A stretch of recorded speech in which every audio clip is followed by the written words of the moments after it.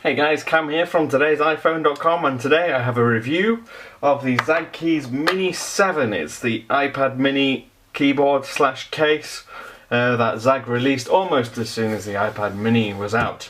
I've only had my hands on it for about a week, but I've been using it every now and then just to see how it performs. Obviously I've used two of the other ZAGGKeys before and I was very impressed with them, so I had high hopes for this one. And spoiler alert, sadly, it just didn't live up to my expectations as compared to previous ZAGG keyboards. Now this model itself, the Mini 7, will cost you $89.99 from the ZAGG store. I'll just give you a quick overview of it. As you can see from the outside, it's got this kind of leather-like finish all the way around. On the back as well, but you can see it's got a camera cutout just here.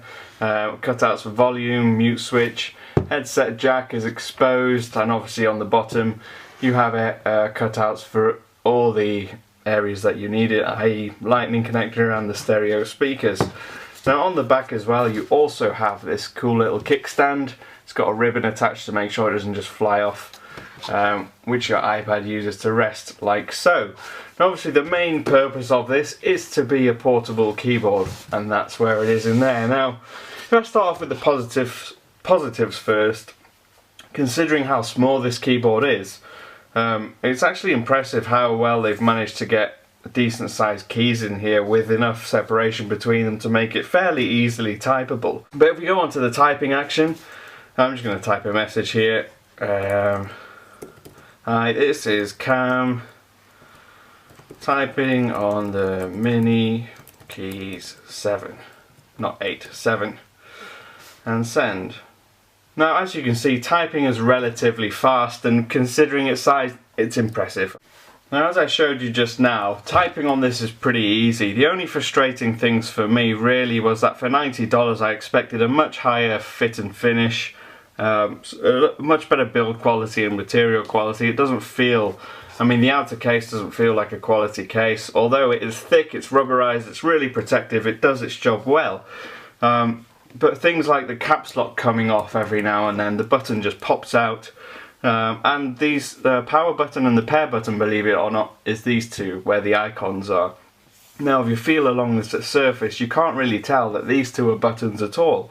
And then to actually get them to register anything, you have to press pretty hard.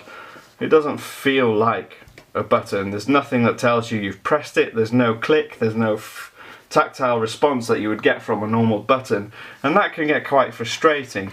And also another thing, I know I'm sounding like I'm moaning about it a lot, but it's because ZAGG for me is one of those companies that produces really good gear, and this hasn't lived up to my expectations at all, sadly.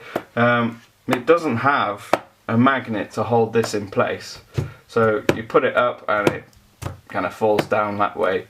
Now if you've got it on its back or on its front, obviously the weight is going to hold it shut, but as soon as you hold it this way, it's just going to pop off. And there's no, I just don't understand.